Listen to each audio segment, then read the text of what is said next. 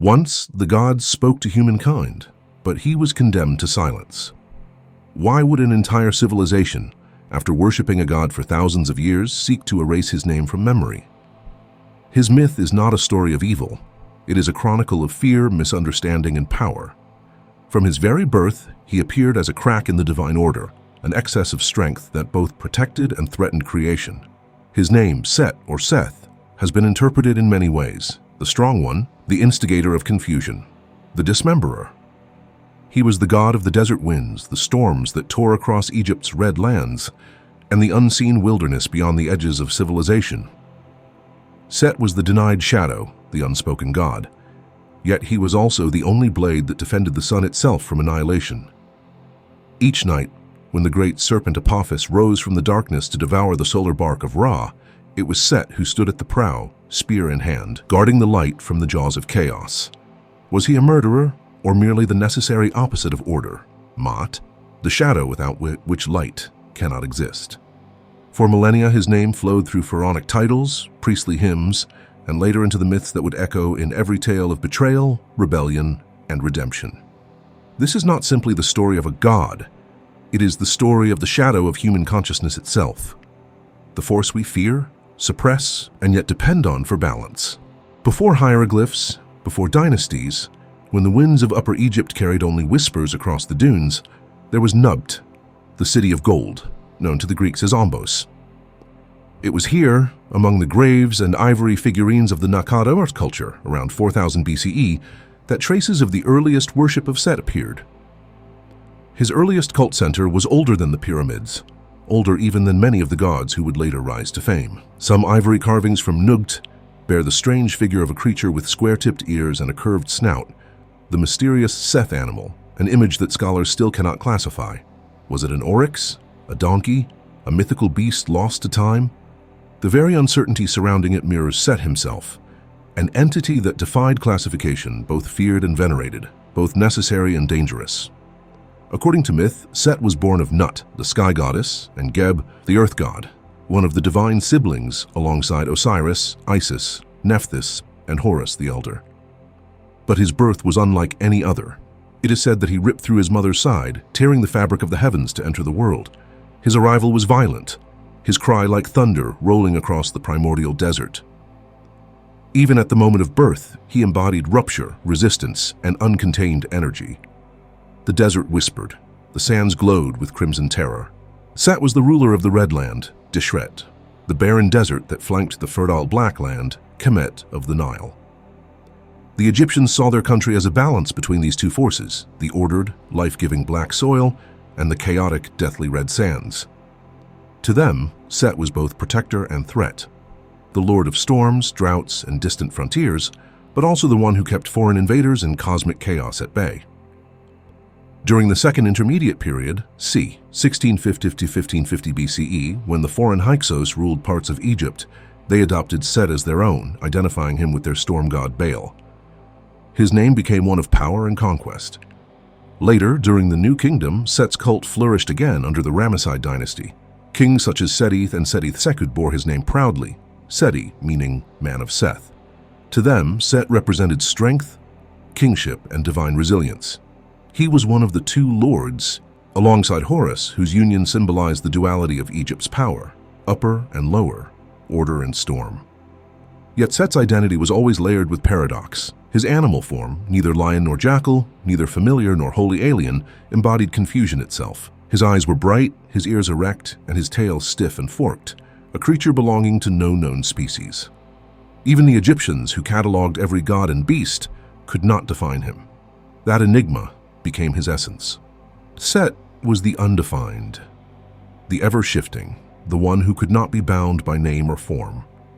In the silence of the desert winds, Set stood as a reminder that every civilization, no matter how orderly, is built beside a storm, and that beyond the boundaries of light, there will always be a shadow watching, waiting, and protecting in its own violent way. The myth of Set is dominated by an act so profound that it reshaped the Egyptian understanding of good, evil, and the fragile equilibrium between them, the murder of Osiris. Osiris, the righteous king and bringer of Ma'at, truth, balance, and civilization, ruled Egypt with wisdom. But jealousy brewed in the heart of his brother Set, the god of storms in the Red Land. In a gesture of cunning disguised as celebration, Set commissioned a chest of dazzling craftsmanship carved precisely to Osiris's form. During a grand banquet, he presented it before the gods, challenging them to see who might fit inside. When Osiris stepped in, the lid slammed shut. Set's laughter rose like thunder over the desert. He sealed the chest with molten lead and cast it into the Nile. The waters carried it north until it became lodged within the trunk of a tamarisk tree at Byblos, where it was later enshrined in a palace. When Isis, Osiris's devoted wife, finally recovered it and brought it home, Set struck again, seizing the coffin, tearing open the lid, and dismembering Osiris into 14 pieces. He scattered the fragments across the land of Egypt, sanctifying each location with blood and myth. His very name, Sete, the dismemberer, took form in this act, he who rends apart body, family, and cosmos alike. The sands turned red, the throne was seized through ruin. Isis and her sister Nephthys, symbols of devotion and lament, scoured the land and sky, gathering the scattered pieces. But one vital part, the phallus, was lost to the Nile, devoured by a fish. Osiris, reassembled and briefly revived by Isis's magic, could not return to the living world. Instead, he descended into the Duat, the underworld, becoming its ruler, the Lord of the Dead.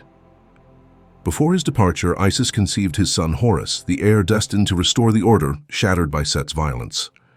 What followed was not a single battle, but a long and intricate cosmic trial, the contendings of Horus and Set. For 80 years, gods and men witnessed the struggle between shadow and light. Their conflict unfolded not only in duels of strength, but in debates before the tribunal of the gods. At times, Set triumphed with brute power.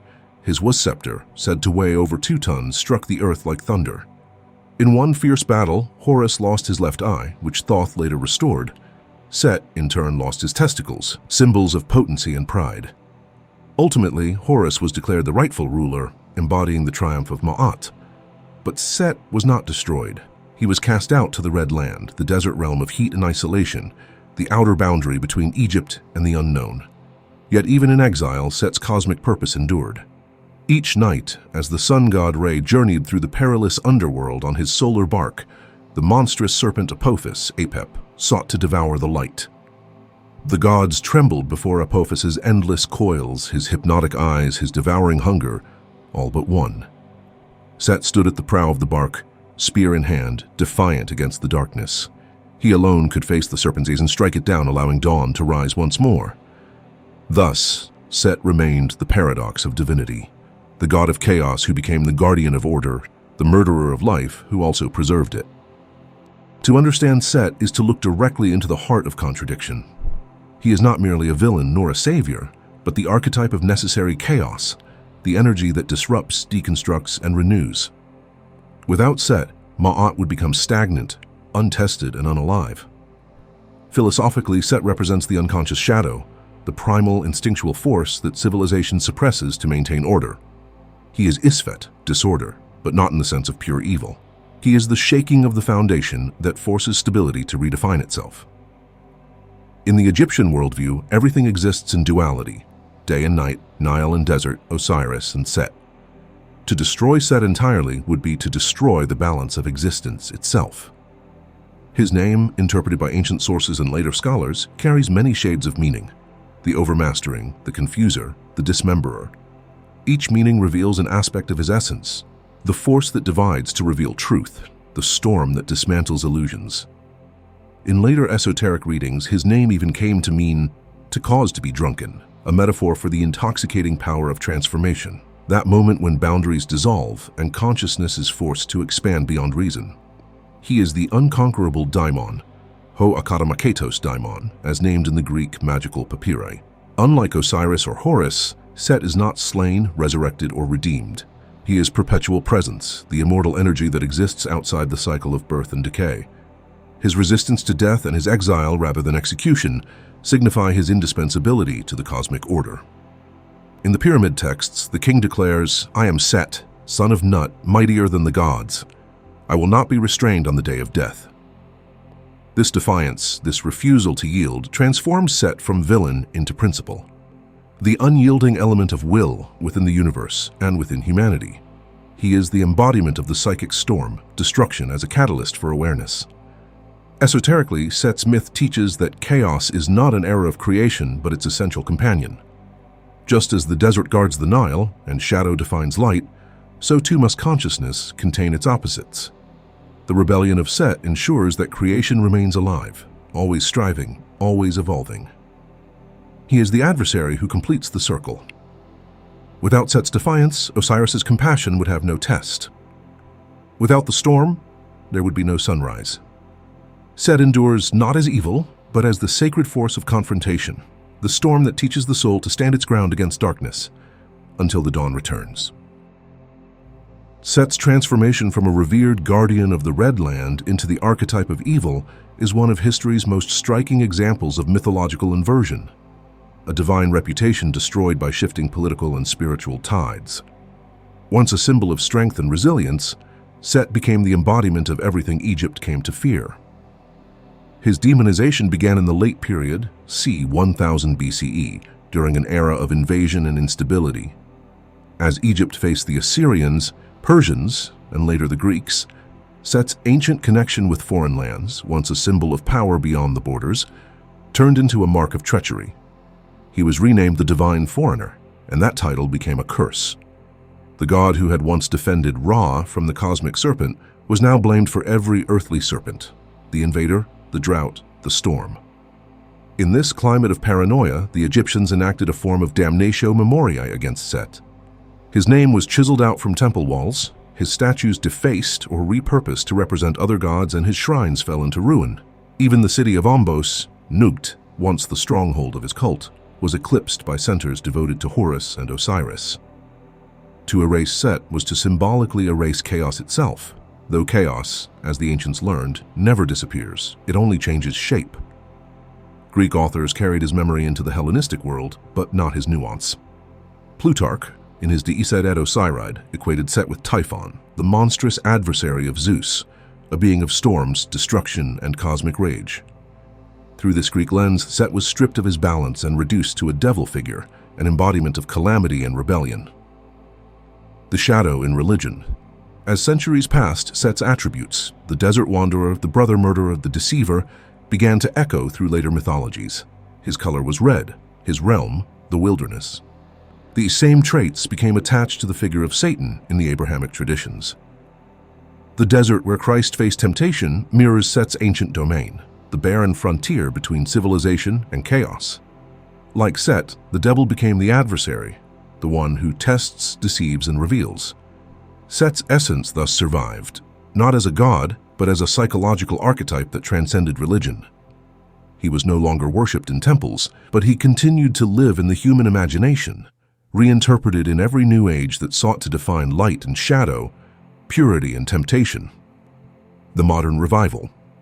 In the modern era, particularly from the 20th century onward, Set was rediscovered by occult and esoteric traditions, not as a demon, but as a symbol of liberation and inner power. To the initiates of the Temple of Set, founded in 1975, he represented the principle of isolate consciousness, the awareness that stands apart from the cosmos, questioning divine authority and forging its own path. This reinterpretation echoes the ancient paradox.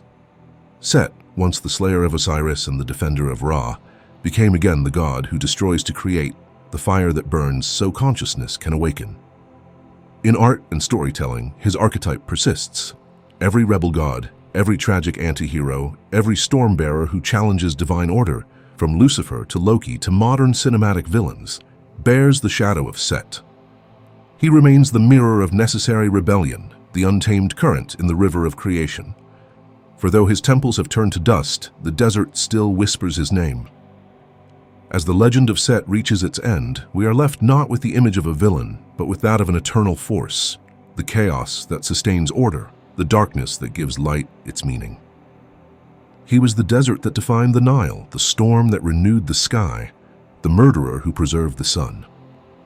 In every era, he was what humanity most feared and most needed. He was condemned as the separated one, the deserter, the god upon whom judgment was eternally passed. Yet even in exile, he was never destroyed. He remained outside the walls of order, reminding gods and men alike that without opposition, harmony decays into stagnation. Perhaps Set was never meant to be worshipped nor hated, only understood. He is the unforgiven force within all living things, the ambition, the defiance, the will to carve one's path through the wilderness. He is the whisper that urges transformation, no matter the cost. And so across time, we still stand before his mirror, gazing into that crimson reflection, seeing not a monster, but the unconquered truth of our own shadow.